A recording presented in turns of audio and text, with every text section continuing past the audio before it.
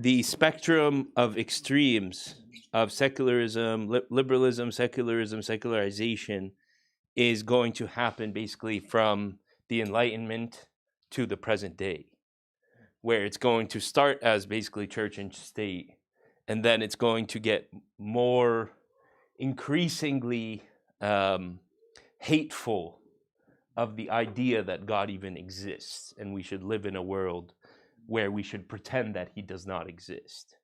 And so that becomes kind of a component of later secularism.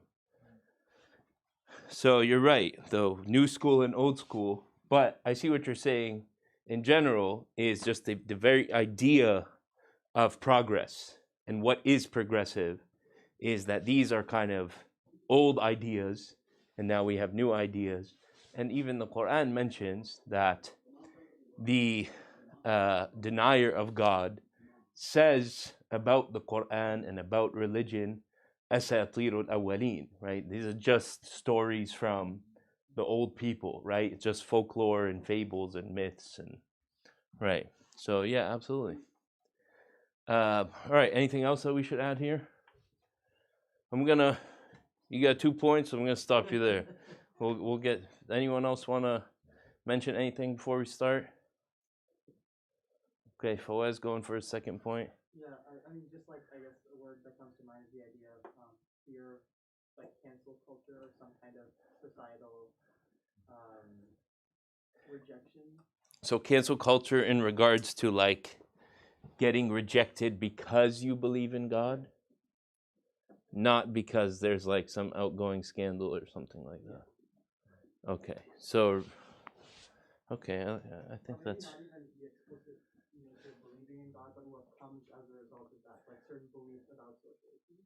So the believer in God is kind of navigating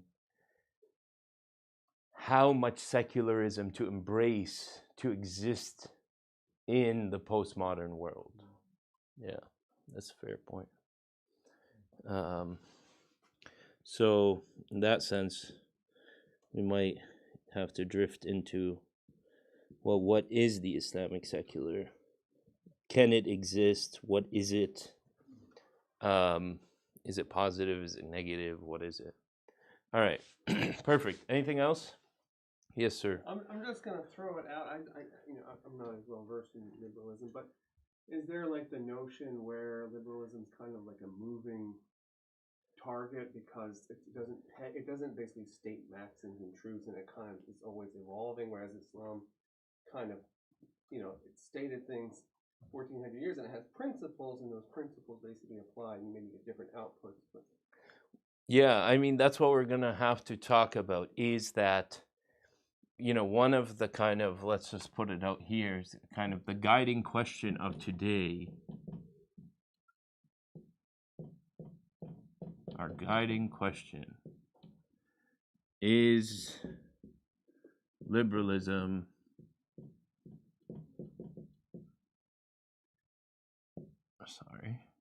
terrible handwriting.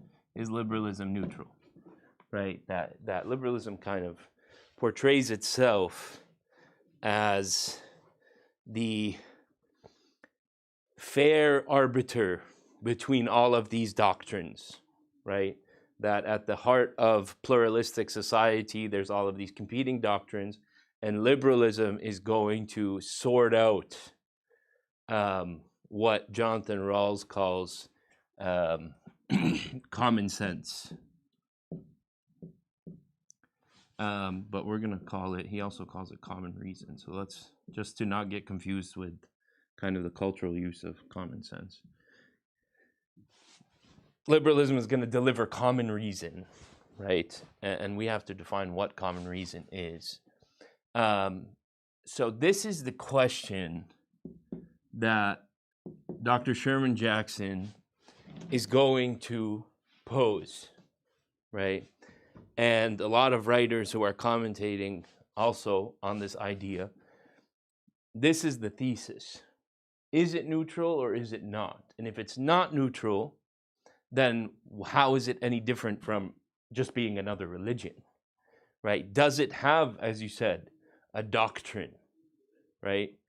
And so that's kind of our guiding question. But before that, I want to kind of go through these. Did anyone else want to add anything that we need to address? I have a question. Could common reason also be classified as what we know as fitra? No, Okay. no, because common reason is not just dealing with basically what is truth. It's more dealing with how to speak, what is an acceptable argument in the political sphere. So if I say the Bible says, and that's why you all have to stop at the red light, is that common reason? What argument is acceptable in, because this, we say liberalism, it's actually not liberalism, it's political liberalism. That's the true term. But we, because we get the kind of watered down version of things. You made a very good point there. The political reason of liberalism comes from the economic liberalism, the neoliberalism. That's where it comes from. Well, yeah, It's well, a form of zulum. That's how we got it. okay. So let's just go home, right? Yeah. Okay, mashallah. Good, thank you. Anyone else want to add anything? Okay, let's go. All right. So, as for the first point, conservative and liberal. Liberalism encompasses both the right and the left. So when we say liberal, we don't mean the left. We're not talking about Democrats and Republicans. When we say liberalism, we're talking about an idea that encompasses the entire political project of basically America and all of the West. So if someone, so right off the bat, we need to make sure that we're not, every time we say liberal, we're not referring to liberals, right? So that's kind of the first point. Both the left and the right are functioning in a system of liberalism. Number two, clash of comprehensive doctrines. We're going to get to this, and we're going to use Fadl, Dr. Muhammad Fadl, whom, alhamdulillah, I had the honor of studying with for a few semesters. We're going to use his idea of comprehensive doctrines. Perceptions of open, narrow thinking is an important point. Is the American as intellectual or as open-minded as they claim to be, right? So as, people who ascribe to doctrines such as Islam or Christianity or others are portrayed as narrow, right? Whereas the liberal, the secular, is portrayed as open-minded. Is this true, right? This is a question that needs to be asked. It's a good question. And then we need to go through these terms a bit. So inshallah ta'ala, I think this is a good start. We can just start going through the article and just kind of piecing things together. I would say, though, for next week, this is kind of an intro, so you have kind of ways to read, but I would say I would recommend reading it. It's online. You can just grab it. Anyone can read it right offline. But I do have the link if you would prefer that. All right, perfect. All right, so let's... So what's the name of the article? The article is The Impact of Liberalism, Secularism, and Atheism on the American Mosque. And it is on alim, alimprogram.org. And as, I don't know if you guys know or familiar, but Alim is is based in Chicago. And it is, Dr. Sherman Jackson is a founder and is a teacher. But Sheikh Ubaidullah Evans is the primary person at Alim. And he is a student of Dr. Sherman Jackson. And mashallah, they do excellent work together. All right, so can I erase this? We're erasing. So we're going to have to go back to common reason. We're going to go back to a lot of these things. Keep your guiding question, which is it neutral?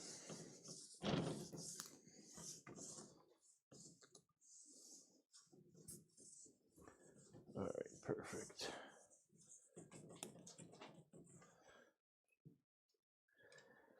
So one more question before I begin. So we're talking about these ideas in general, but the scope of the article is actually its impact on the mosque, on the American mosque. So we are going to also have to eventually, but we have all month. I don't think I'm going to do this article the whole month, but I might do it for 2 weeks to tie it back to this actual space and what are the impacts there. But inshallah ta'ala, we'll get to all of that. So Dr. Sherman Jackson, he begins his article by talking about someone named Peter Berger. So we're going to start with the first person you need to know.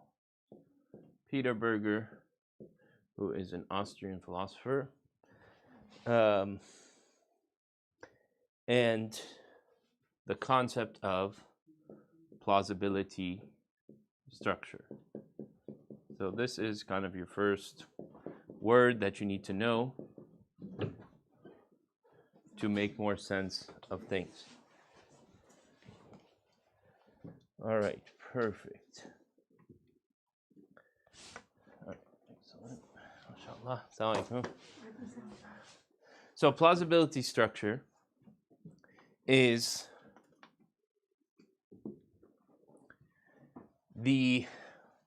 and this is kind of my understanding, but he also does give a definition. But I'm going to say the parameters, or to liken it to a structure that Muslims are aware of, we could say the hudud, the boundaries, the parameters of plausibility.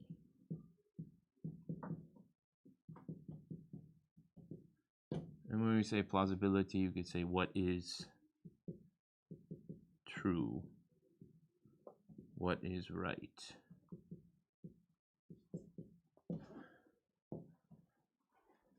So, if I were to ask you a question, is Islam, if we were to say, is Islam a plausible truth for the average American? Is it fathomable?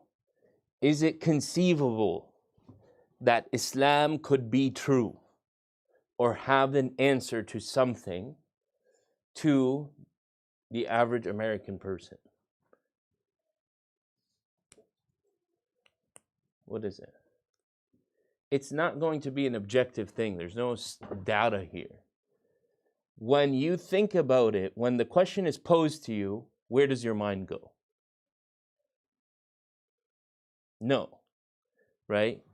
So basically, a plausibility structure is like a subconscious belief, or what basically Francis Fukuyama in his piece, The End of History, basically what he calls like the liberal chip, right? That there's been like a chip that's been implanted into humanity that believes something to be right, and everyone believes it, right? So Peter Berger is saying that plausibility structure is that within every society there is a subconscious parameter of what is good, what is right, what ought to be done, right? And so when we say, if we were to say, that liberalism, we say political liberalism, which is basically the father of political liberalism, is a man by the name of Jonathan Rawls. Right?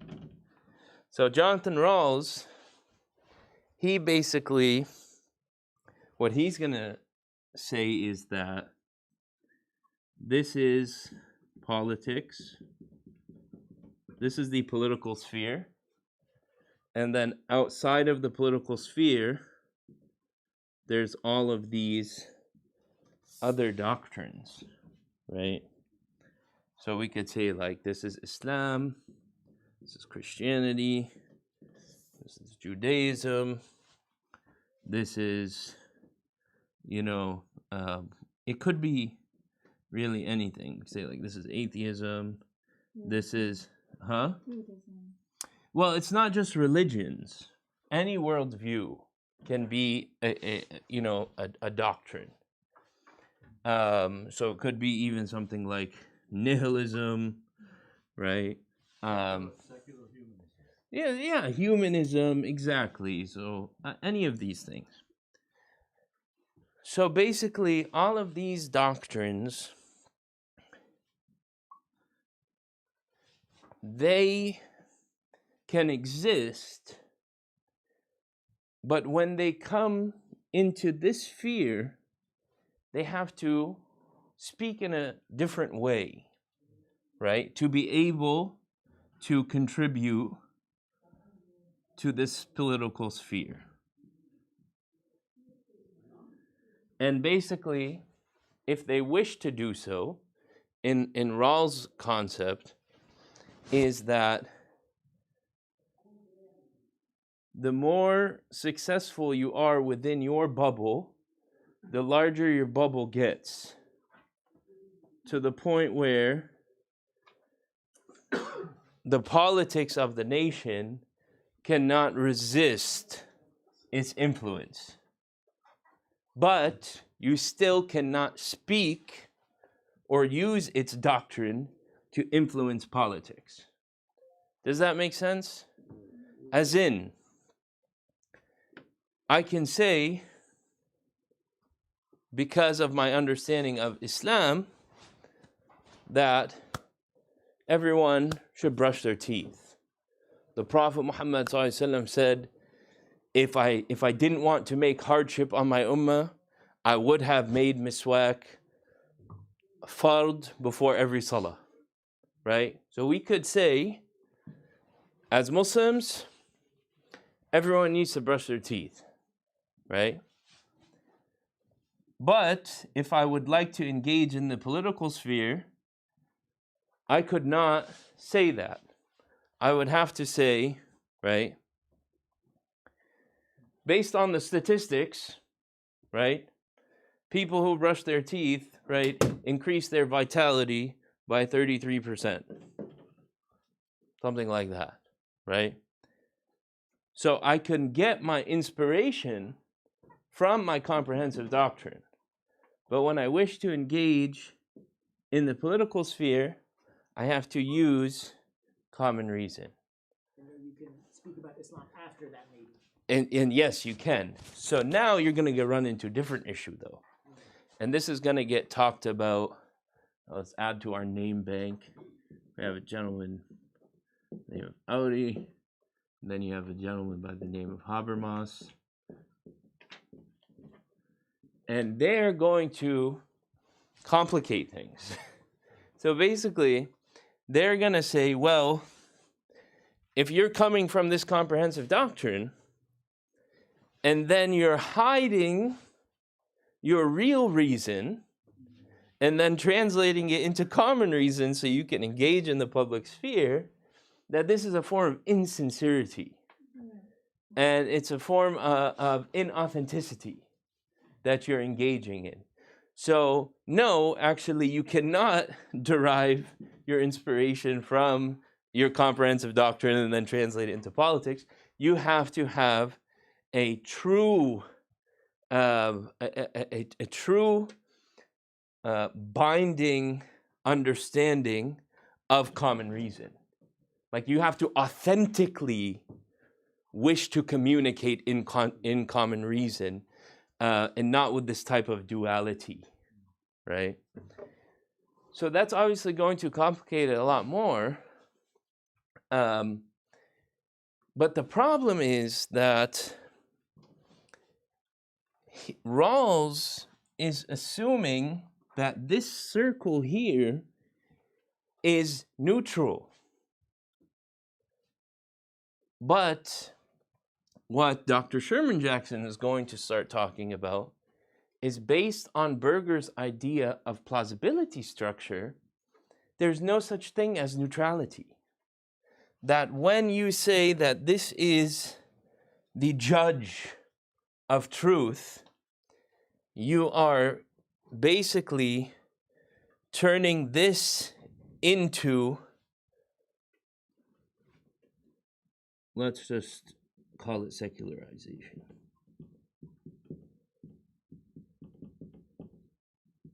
That the fact that this system even exists is eventually going to create a society that views this as the only way of truth. So just by existing, basically these are inferior doctrines and this is a superior doctrine, right? And so eventually what will happen is that society will see these ideas as not plausible, right? They will no longer fit into the plausibility structure of society after time. And so instead of just simply trying to judge between doctrines, it eventually becomes hatred of the doctrines themselves and a desire to remove them after time, right? So this is kind of the start of how we kind of educate between the different ideas that we're working with. So this is a start. I'm going to give you guys a minute. You can ask a question, then I'm going to move on. If there's questions, if you want to write, get it down in your notes, and then we can move on.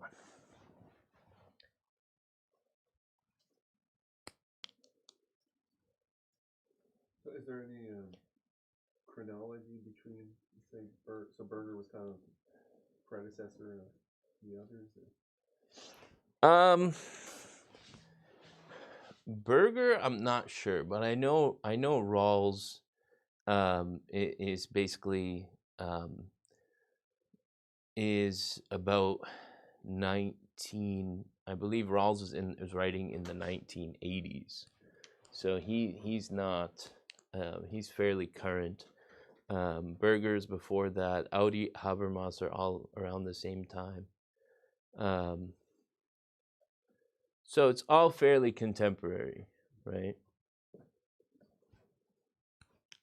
So before that, you're just kind of dealing with Enlightenment thinkers who are just trying to figure out the division between church and state. So they're just trying to negotiate the limit of the powers of the church, of divine right of kings, and the next thing we're going to kind of talk about is how much does Islam, in our own division, because we have also divisions between worldly and otherworldly. We have divisions between, even in legality, between kind of God laws, hudud, and ta'zir, man-made ruler laws. So we have our own divisions of kind of the secular and the kind of otherworldly. And so how do we navigate that, right? Because usually justification to engage in liberalism is coming out of that. Like, hey, we have division too. So we're dividing the secular and the religious as well. So we have no problem with it. And that might have stood, right? But when we look at the deep the deeper philosophical assumptions of political liberalism, that's where we start to say, well, maybe this isn't such a good idea. Are we differentiating? And that's what Dr. Sherman Jackson is going to kind of root out, is how do we actually differentiate, right? When we're ascribing to this kind of division of the sacred and the secular, and and as we see that, it's difficult. And we're going to start to see, like, even within the mosque, like, this is the Imam, all right? What is the extent of the Imam's contribution? Do they just get to teach and give the khutbah? Or does he get to comment on the lights? What type of lights we're putting in this place? Or what's the building look like? Or, is there a limit to, like, oh, he only does the sacred stuff, and is that justified? And right, so we're going to see, and obviously we know, anyone who's seen how masajid have run for years, they know that board and religious jurisdictions are very contentious. It's a source of division between religious leadership and kind of board leadership, and that's kind of one concept, but there's a lot more.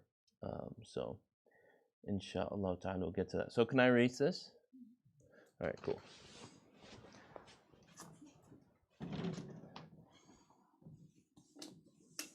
Does everyone understand plausibility, structure?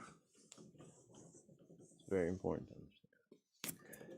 Is it just clarifying point? Yeah. So does Jonathan Wall see political liberalism as neutral, as like the way to address the other things that you talked about, church and state, before this?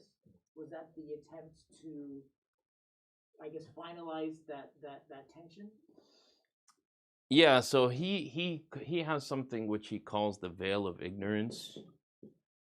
So the veil of ignorance is Rawls' attempt to be just. And basically he says, like, every law that's made within this kind of political liberal sphere has to be blind, right? So it can't look at, what religion the person behind the veil is, what their skin color is, what their economic situation is. Like, the political liberal sphere has to be blind, right? It has to serve justice and serve the common good while being completely blind to all of these comprehensive doctrines. And so that's kind of its attempt to exist in a kind of neutral way. But is it able to do that? And obviously we're seeing, capitalism unhinged, being processed through the political sphere, and we're very well aware of the the corruption that happens because they're human beings, obviously, and they have motivations. So in that regard, we could say that kind of, if we're being truthful, capitalism is probably the rule of law of liberalism currently. And so they're not really following the veil of ignorance. But that's always going to be the case, right? There's always going to be an ideal and then a reality. Yeah, cool. But yeah, I would say Rawls certainly believes that he's delivering kind of the end-all, be-all of governance, and in pluralistic societies. Yeah. Well, once you get into moral, what do they call it, irrelevance, once you, like, okay, nothing's firm anymore. Yeah. Nothing's sacred anymore. Yeah. Okay, homosexuality might be forbidden in one view in one time, and then all of a sudden, oh no, it's fine. You can marry a man. You can marry, I mean, and when you apply that to economics, well, it's okay if you have a slave, if you exploit people, and it's what you have to have. There You don't have a foundation. There's has no to be an metrics. anchor. You can have no metrics for liberalism either. Well, basically, they would say that common reason would kind of necessitate that anything that we allow or forbid should have evidence or proof for, right? So if, for instance, Muslims were to say, like, we should forbid homosexuality, they couldn't use scripture, but they could use, a long list of reasons, scientific reasons, medical reasons, right? And try to make an argument that way. And it would have to span religion. So if you were to get with these other comprehensive doctrines and all believe in these, common reasons, then you could make an argument, right, under Rawls, that this thing now should have a law, right? So this is the process that Rawls is. So Rawls is basically saying that he's neutral, and if people want to make arguments in the political sphere, then by all means do so. Just don't use your scripture to do it. And Muslims to some extent would agree with that. Nobody would want, a Christian say, just throwing at you the Bible and beating you over the head with it and saying, this is why we're going to do this. Nobody would want that. So Muslims, to some extent, agree with Rawls that they don't want to be dictated to by other religions either. But at the same time, there's obviously something that irks the Muslim because they feel like they're not able to live kind of with their, initial reality, which is God's law. Yeah. So very ignorant question, but when you're presenting these facts in the quote unquote neutral way, what is the goal? I guess what is considered good and what's considered bad? Is good just like the preservation of well-being, Exactly. of the population, or? Yeah. So most of us kind of understand though that the underlying principle of liberalism is, or one of them is, this idea of utility, right? And we could also call it kind of hedonism in a sense as well, which is pleasure. Pleasure is okay, right? As long as there's no harm, right? And who is getting harmed, and what are the forms of harm? So individual harm, public harm, and then on top of all of that, there's a trade-off. So it's like, so basically maximize your pleasure, maximum, right, and minimize harm. So then it gets into this idea that you can negotiate benefits and harms. And so the general principle is that everyone should be able to do what they want to do because there's all of these doctrines. So nobody can restrict the doctrine of the other unless they have some type of harm, which is harm which can be translated into common reason. So it can't just be like, God is angry and that's why you can't do it, right?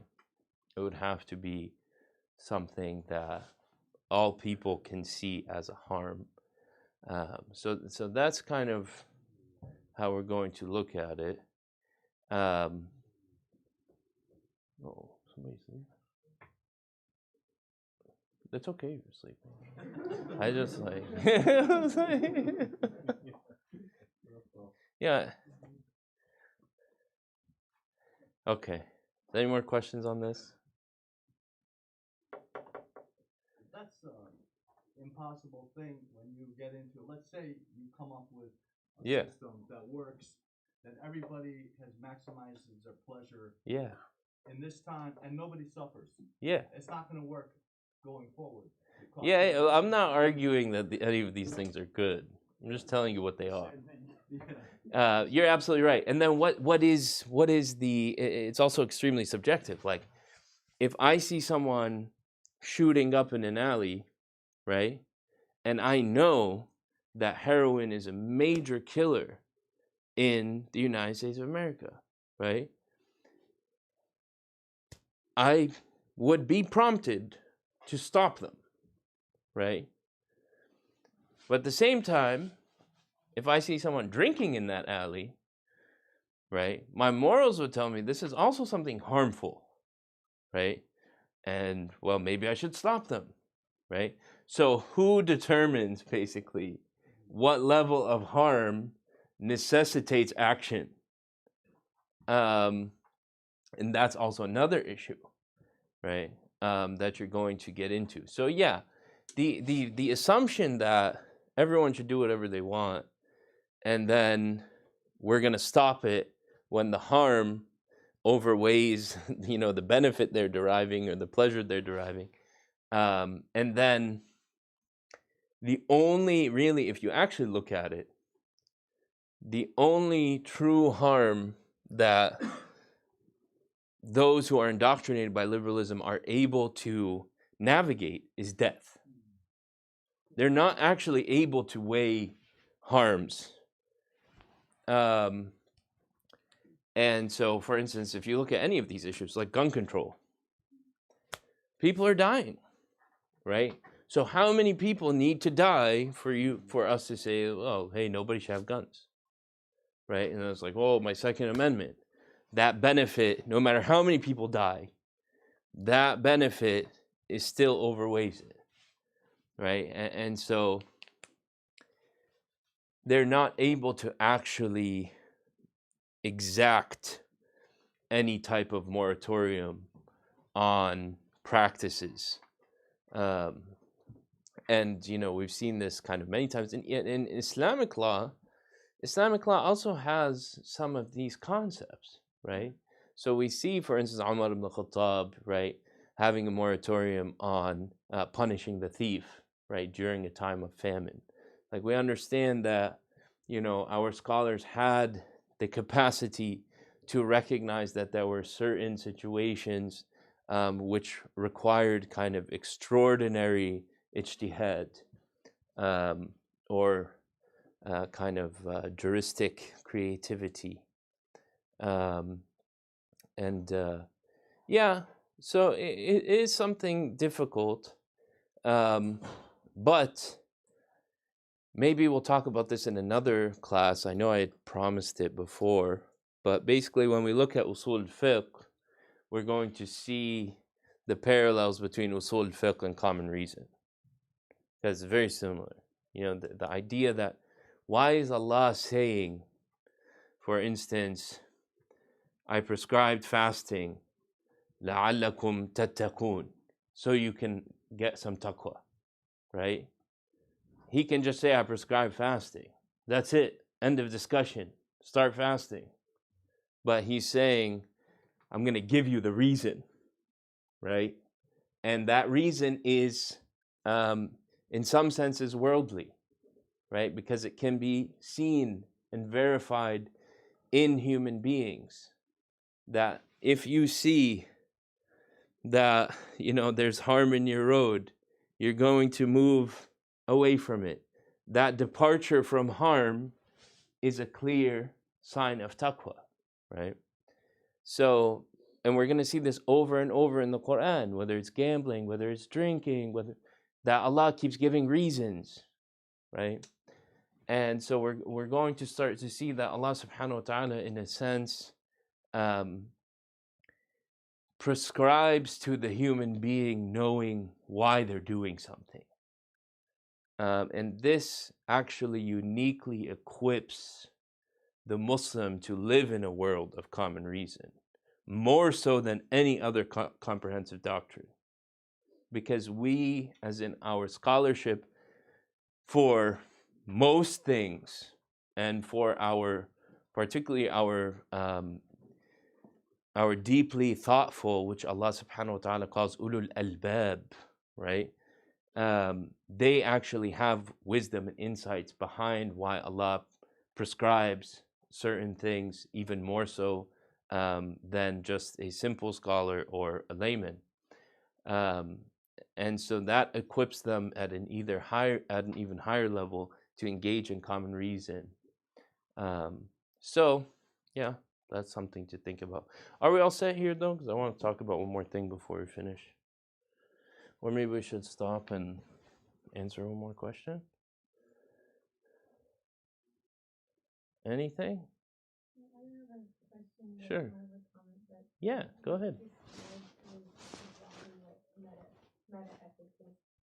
Yeah. Constantly grappling with. So, the idea that people will always fundamentally disagree is that of moral relativism or ethical relativism, and then the idea on top of that because we'll always disagree, though there isn't anything that's objectively right or objectively wrong. That's descriptive relativism. Mm. And then on top of that is meta-ethical relativism, which is saying that because no one is objectively right or wrong, we should tolerate everybody.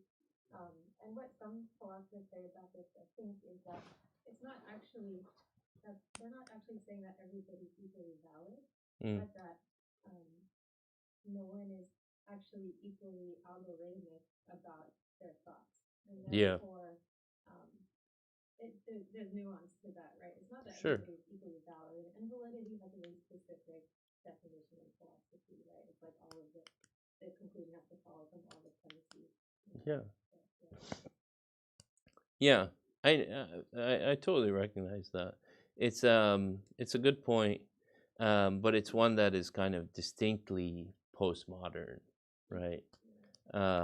And so that's also something we have to talk about as well, differentiating between modern and postmodern, what that is. So we can talk about that more, inshallah ta'ala. So 1257. Should we raise another point, or should we just let these ideas soak in more? Cool. Yes. Yeah. Yeah. I mean, I'm kind of interested in like responses to this. And you know, I'll let you talk in a second. So what you're gonna find basically over the kind of span of the things I will talk about is you're gonna find that like you have people who are engaging with liberalism, like Dr. Muhammad Fadl, for instance. Then you have kind of a spectrum with Dr. Sherman Jackson as well, and they're all kind of functioning on their own plane, but they're talking about the same people and the same system and the same terms. And one of the issues with seeing their work as kind of as like maxims or principles or thoughts in general is that they're all trying to do something within their own time. But the problem is that society now is changing at such a fast pace. Even something that was written 10 years ago is going to have many blind spots. And there are certain ways that it can't be applicable. And certain solutions that were plausible 10 years ago are no longer plausible. And so that's kind of one of the issues is like a lot of people I notice is they really like to judge Muslim academia of like the last 20 years or 30 years. And sometimes in a way that's, you know, very hateful, very negative. Even though, mashallah, like both of these scholars that I'm going to be talking about to a great extent. Both of them studied both here, like Fadl is a constitutional lawyer, and at the same time studied in Egypt, right? Dr. Jackson, same thing, studied in Egypt, but his work at University of Michigan is incredible. So both of them are very balanced within the tradition and also within their fields. But they're working towards specific goals in the same way that Imam, of 20 years ago is just trying to figure out, where people can get their halal meat and how they can have a mortgage and how they can just like exist in America. So the things that they're trying to accomplish within their time are for that time, right? And the whole purpose of ijtihad in general is that we're reviewing work. So it's not necessarily that they were wrong. This is also one of the kind of terrible assumptions that Muslims are making, is like everyone that was super obsessive about zabiha meat was right. And everyone that like walked the line and like tried to make things easy for people and just like exist was wrong. But really what's more truthful is that they were doing what they were doing for their time and their people. And at the same time, you needed other people to advance the field, advance the industry, to create better alternatives for people. In reality, when we look at it from a godly perspective, we see that both of them were doing what they were supposed to do, right? And that eventually, and you can talk about like basically Hegel, if you like Hegel, like eventually there's a kind of synthesis of thought where both of them meet, and that creates even greater ideals for us to aspire to. So that's where I kind of like to end, is don't be so quick to say that someone was wrong, because they're writing in a time, and this is true for even the Enlightenment philosophers. They're writing in a time where religion is destroying the very fabric of life, right? And the divine right of kings, where a king can just say like, I'm doing this and God made me the king, so you better listen. And that's it. There's no reason, there's nothing. So when you have people who are writing out of that time, they're just responding to their time. And that's what most people are doing in any given age and any given time. So it's important to kind of keep that in perspective, especially when you're judging another Muslim too, I would say, to an even greater extent. And I would say because many are not very generous towards Muslim academics, when in fact some of them, many of them are quite brilliant. And I'm neither. MashaAllah. So, barakallah fikum. So 103, yeah, go ahead. No, I was just going to comment. It's Yeah. a fascinating class. I mean, I studied a lot of the classical sciences, but to be able to learn this is not very often you get to find somebody to talk kind of with knowledge about it. So thank you. Jazakallah. All right, perfect. So next week we'll delve more into the article, and we'll also maybe cover a few more principles in liberal thought, and maybe we'll delve a little bit more into Fadl. I also want to show you guys Ghazali and him talking about, if you look at his in his Ihya, which is his chapter on ilm, his chapter on knowledge, and you'll find how he divides knowledge, like sacred knowledge, secular knowledge, fiqh, tasawwuf, like, and you'll also be shocked. And in the last class we talked about the ways in which the Prophet Muhammad ﷺ, from which faculty he speaks.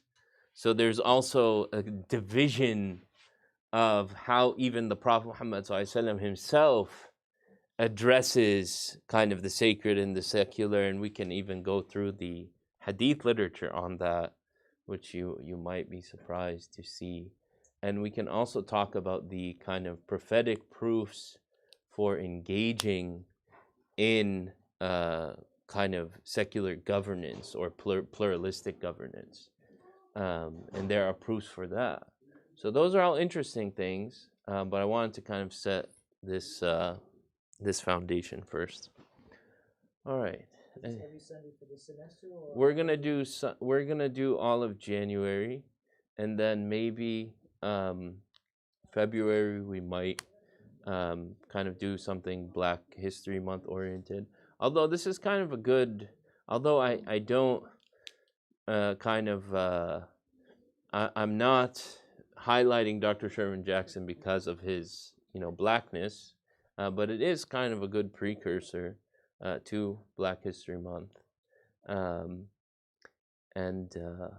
yeah, I mean, but his books on those topics are incredible as well. Islam and the Black American, right? Islam and the Third Resurrection. I mean, all of these are incredible. His publication on being a loyal dissenter is incredible, which is basically about constitutionalism, Muslim constitutionalism. And that's very brilliant. So all of it is kind of tied. So I think it's a good place to be for these couple months, inshallah ta'ala. But what we did initially was Introduction to Islamic Thought, which was basically about emphasizing the proofs and importance of the institution of taqlid, which is to follow scholars and follow schools of thought. Which, for those who were present for that, we have a few people. I think a lot of people found that to be beneficial, and we have a couple new Malikis in the house as a result. I don't know why they went Maliki, but we'll leave that for another discussion for another day. I'm sure I wrote my thesis on the Maliki, on the Muwatta to be specific. And actually, it relates very well to this topic too, because it's all about creating levels of agreement, what we call like ittifaq, levels of agreement between people, how to build consensus. And I basically show how the Muwatta of Malik creates a system for measuring levels of agreement. And I basically offered that template on how basically future bodies of ijtihad can use that scale, and then present it with transparency to the public to show how much agreement is actually exists, which is directly in contrast to the practice of many scholars for many years to just say like, there's ijma' on this and there's ijma' on that, and like we the scholars agree, and they don't actually know any of that. It's like us, these three scholars in this room are speaking for the whole world. Thank you very much. Signing off. Yeah, mashallah. All right, so it's 1:08. Dhuhr is at 1:15. It's a good start. I don't think it's enough to digest, so I'm happy about that. That I didn't throw out too much information and just confuse everyone. Yes. What's your name? Ines. Ines, mashallah. I apologize for being late, number one. No worries. But so since I came in late, are we, so for homework, so to speak, I mean, what paper are we reading specifically? So Yeah, I would suggest reading, not giving homework formally. I would suggest reading The Impact of Liberalism, Secularism, and Atheism on the American Mosque, which is by Dr. Sherman Jackson.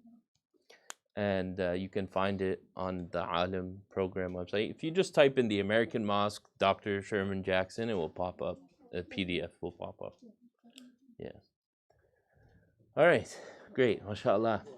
سبحانك اللهم وبحمدك نشهد أن لا إله إلا أنت نستغفرك ونتوب إليك والعصر إن الإنسان لفي خسر إلا الذين آمنوا وعملوا الصالحات وتواصوا بالحق وتواصوا بالصبر. بارك الله فيكم. I pray you all